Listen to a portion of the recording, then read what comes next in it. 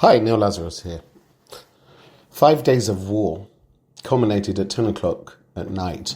On May the 13th, 2023, a ceasefire was declared between Israel and the Palestinian Islamic Jihad.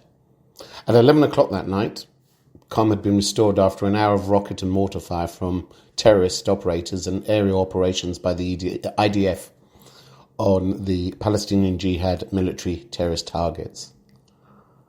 By the end of the fighting, 6 high-ranking operators were killed in targeted killings over the course of 5 days of action, and a total of 422 terrorist targets were destroyed. Terrorists in the Gaza Strip, largely from the Palestinian Islamic Jihad movement, had launched 1,496 rockets and mortar rounds against Israel throughout the course of the operation's 5 days, with 1,131 of them landing inside Israel, 291 failing within Gaza, and 39 ending up in the sea. IDF spokesman on May the 14th, 2023, reported that the Iron Dome system successfully shot down 437 rockets, while the David Sling system shot down 2 long-range rockets. There were 2 fatalities and dozens of injuries in Israel, along with widespread destruction of property. Terrorist groups, mainly the PIJ and Hamas, claimed victory in this round of the battle, despite heavy casualties and property damage. According to the Palestinian Intelligence and Security Services and the Gaza Strip's Joint Operation Room, Israel was surprised to discover that the Palestinians' reaction was unified. The tactic of delayed reaction, they said, created confusion and anxiety in Israel. Remember, that was a weird moment where we attacked and then there was no response. In truth, it was just another round of battle between the Israeli Defense Forces and the Palestinian Islamic Jihad. We'd been there before, and no doubtly will be there again. Again, what we saw was Hamas refrained from using its armed forces. They didn't want to get involved. Although Hamas was not directly involved in the Joint Operations Room, its leadership did publish a notification supporting the Palestinian Islamic Jihad group and threatened to enter and expand the conflict. This overshadowed Israeli actions, Israel was very keen not to include the Hamas or provoke Hamas into the conflict itself. But in reality, Hamas didn't launch any rockets or mortars this time either. They didn't want to get involved. What we saw was the IDF carrying out pinpoint strikes, killing 6 Palestinian Islamic Jihad terrorists who were the backbone of the military terrorist arm in Gaza. 3 of the highest ranking operators were killed in the initial strike and 3 more were slain in subsequent strikes. The idea of targeted killing does seem to work. It creates chaos within the organizations. It creates a problem for succession. Yeah, on the other hand, it is, you'll excuse that terrible expression, mowing the lawn. In other words, it's very short term. These people are often replaced. Over the course of 5 days of warfare, Israeli aircraft carried out 422 aircraft strikes against military targets in Gaza, in addition to the targeted killings we described. There were underground rocket pits, terrorists en route to firing rockets, anti-tank squads, commander centers, all were going to be targeted. Military terrorist posts and positions were also attacked. When the Palestinian Islamic Jihad first began firing rockets, 36 hours after the targeted killing of the 3 commanders, again, unprecedented, the terrorist organization said that this was the revenge, if you like, for these men's killing. But as the fighting continued, it became clear that there would be no ceasefire in the near future, and the challenge was going to be much bigger. Images from, and you may have seen it, I'm sure, on social media, of the airstrike on the home of the PIG commander, they were posted on Twitter, etc., show how clearly it was a well-planned attack. Remember, the initial attack was seeing 3 terrorists killed in 3 different places at the same time. One of the major problems for Israel, as you may have seen, is the attack and damage on housing in Rehovot, where someone was killed.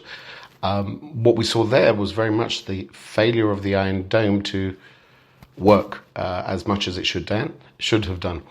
Even here, where I'm talking to you from, Gaza, rockets were fired in our direction, also Beit Shemesh, Beit Arali, Tifrat, Alon Shvut. And yep, I was running to the siren. You can see that clip on my Instagram. Awesome seminars.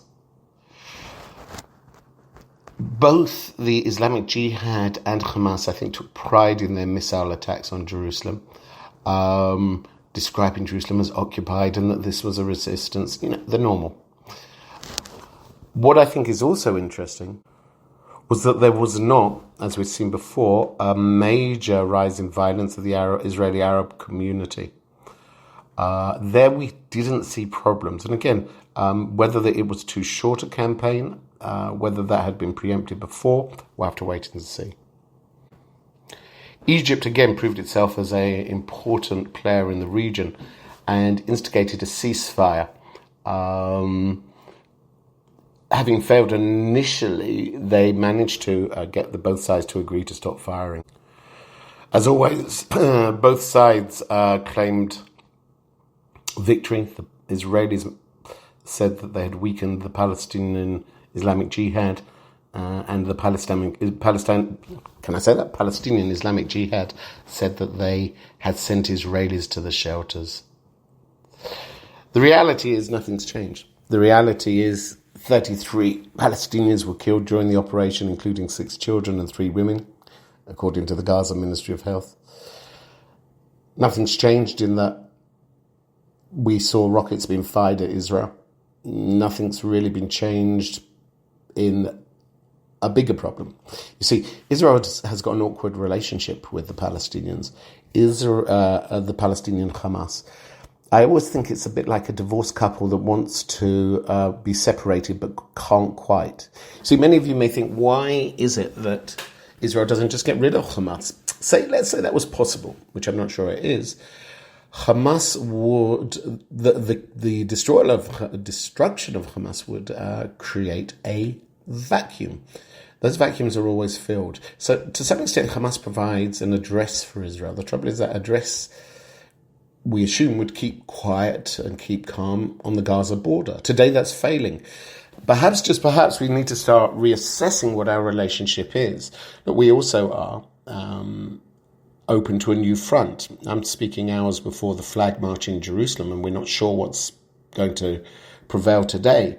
But there is always now a very real risk of Hamas firing again from Lebanon. So what has changed?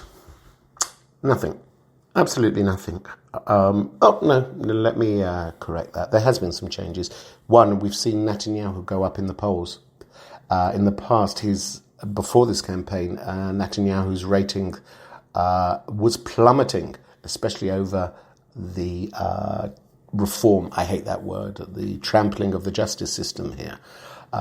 It looked like Gantz was going to win if there was going to be election without question. Today's polls, if you look at Channel 12, are much closer. Netanyahu was seen as running a successful campaign. He's now neck and neck with Gantz.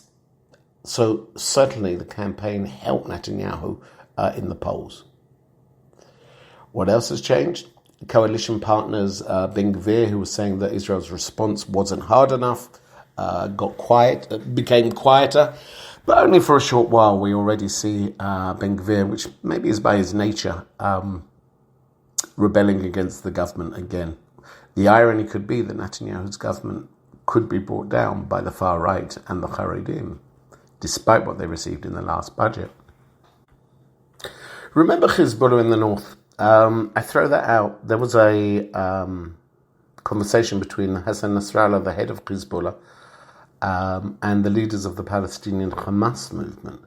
Hezbollah's not running to get involved, but long term, what's the elephant in the room? The elephant in the room is Iran. Iran is fighting Israel. How do the Iranians fight Israel? They fight Israel war by other means. What do I mean by that? Fight wars in other people's countries, use other people's troops. Simple as that. And that's why we saw that Islamic Jihad, which is very much backed by Iran, started the attack.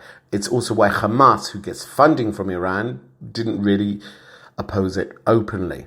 In fact, it was quite convenient. So again, we look at the Palestinian conflict, which is important, but what's happening in the Palestinian conflict in many ways is a reflection of the wider conflict with Iran. So after 5 days of fighting, Gaza remains ready for its next round. Tension is increasing in the West Bank, and the issue of Jerusalem can always be the spark that lights the fire. We'll have to wait and see. Keep an eye on what's going on in the West Bank. Like I said, tension is high.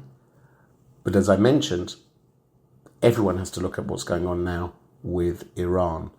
The fact that Saudi Arabia has now an agreement with Iran and rather than being openly against them, poses one of the biggest challenges to Israel this decade.